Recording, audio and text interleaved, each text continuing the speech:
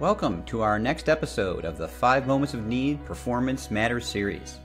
This is Bob Mosier, one of the many co-hosts you'll meet throughout this series. So friends, are you trying to learn more about the 5 moments of need? Maybe how to design for them, implement for them, measure them, and even sell them as an approach to your enterprise. Well, in the Performance Matters series, we will help you better understand the theory and best practices behind this powerful methodology, and offer proven ways to put the 5 moments of need into practice. Hi, welcome back to our Performance Matters podcast series. This is Conrad Gottfredson, and I'm one of your hosts for this series. And today I'm going to be focusing on a methodology matter with a little bit of strategy thrown in. My parents were dairy farmers and school teachers, and one of my jobs was to milk the cows. We had 50 Holsteins, and at age 14, my father asked me to drive to the barn and milk. Well, I got to drive the car, but he told me to drive to the barn and then drive home, to not go anywhere else. Well, being who I was at age 14, I called my friend Robert Dalton and told him that I had a car. And so after milking the cows, we went for a joyride. And I got to a place where I needed to turn around, so I pulled out into a pasture to turn around. What I didn't realize was that that pasture was sub-irrigated. That is, the water table was just right at the surface. And so my car promptly sunk. In an effort to avoid getting caught for being disobedient, I ended up sinking a pickup, a huge tractor, and a dump truck before I finally had to go home and confess to my parents that I had done what I'd done. Well, why do I share that? That was wasted work time on the farm. The time that we spent digging those cars out, those vehicles out, and pulling them out of the muck was not productive work time. We had much that we needed to do on that little farm of 100 acres and 50 cows. And my parents were very busy, making a living. And none of that work contributed to the bottom line. It detracted from it. It took time, precious time, away.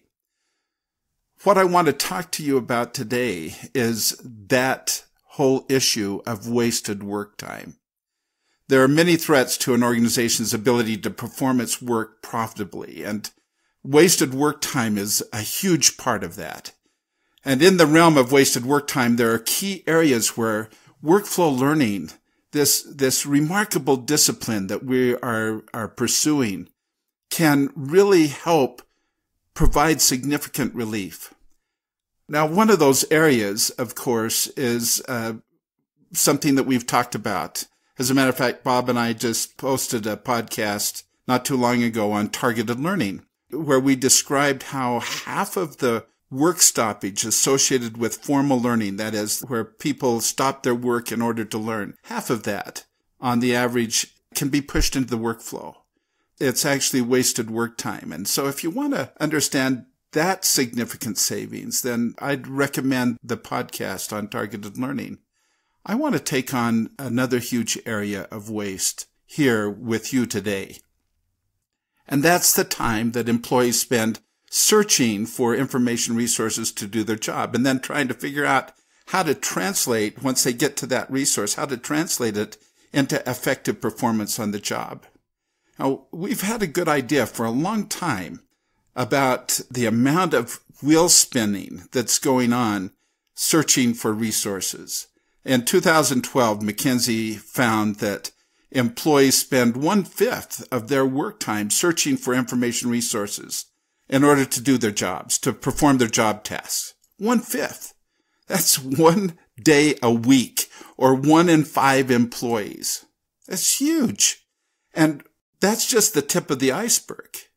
Because what McKinsey didn't measure was the time that it takes once an employee gets to that resource that they need to have, once employees get to that resource, to then translate that to effective performance. What does that take? There are two questions that anyone in pursuit of workflow learning and the benefits of workflow learning ought to pursue.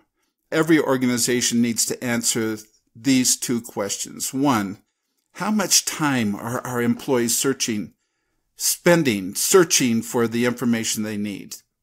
And then how much work time are they spending trying to figure out what they do and how to perform once they get to those resources? The answers to these two questions alone can help cost justify your investment in workflow learning, your investment in a 5 moments of need solution.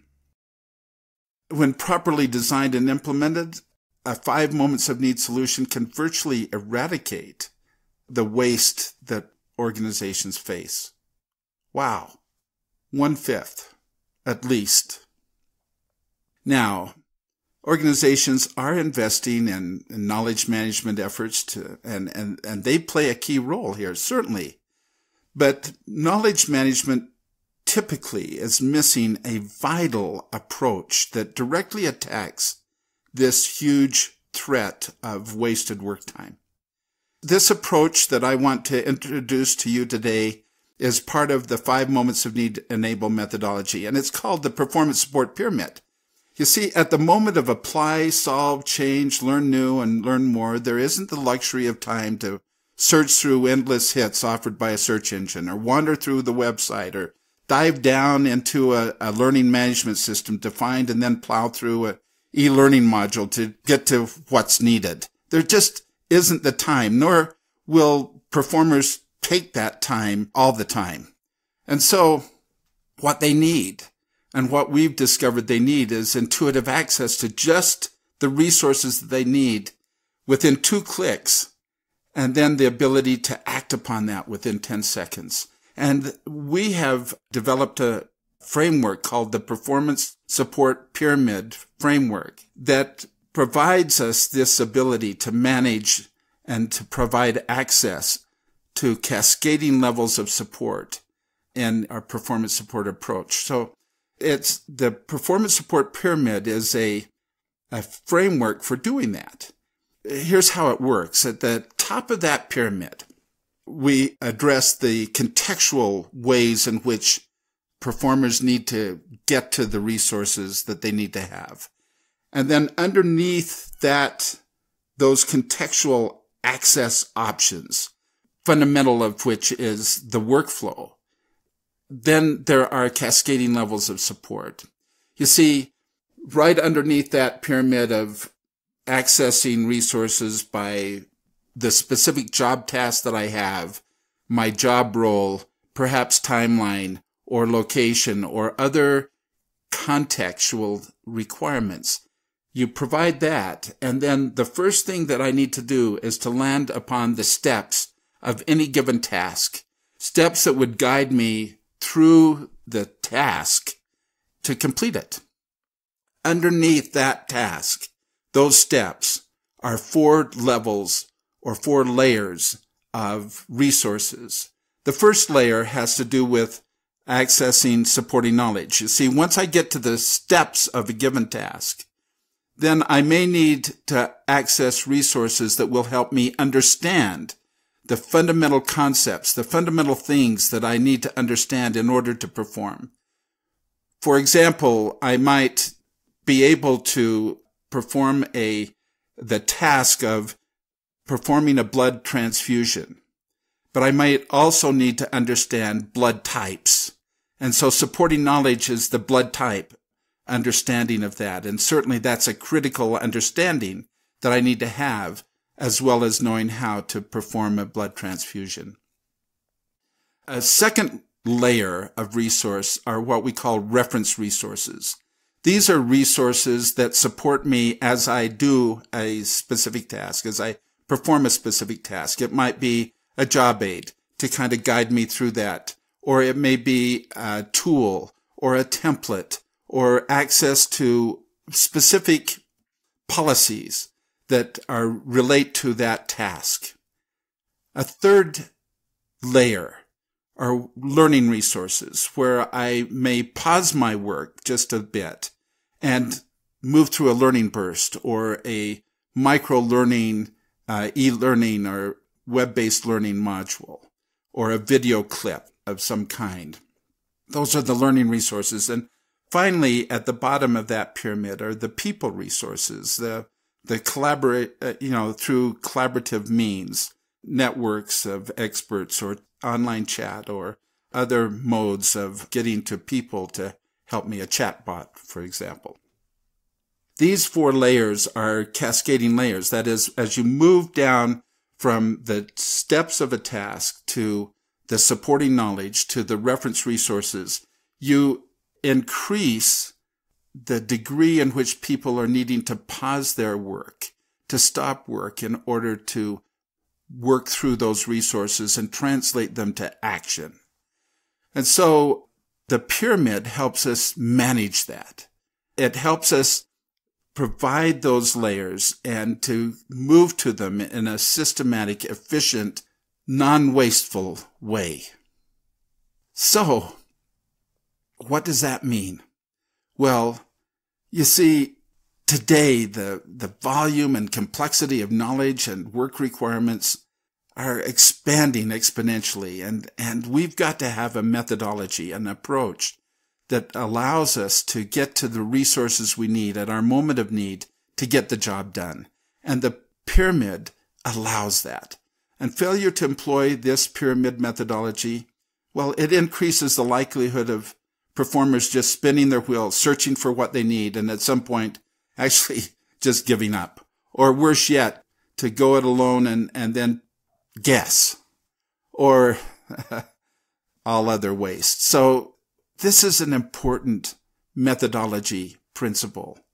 An organization is competent to the degree that its people individually and collectively succeed at their work without wasted effort.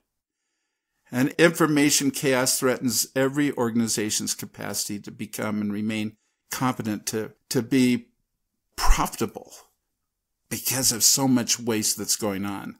And the pyramid alleviates all of this. It systematically orchestrates information resources to address the dynamic needs, performance needs of people as they do their work. It needs to guide every organization, and we commend it to you. Thanks for listening to this podcast. Hope it's helpful. Look forward to sharing with you other very powerful insights in this Performance Matters series. Well, that's it for this episode of the 5 Moments of Need Performance Matters series.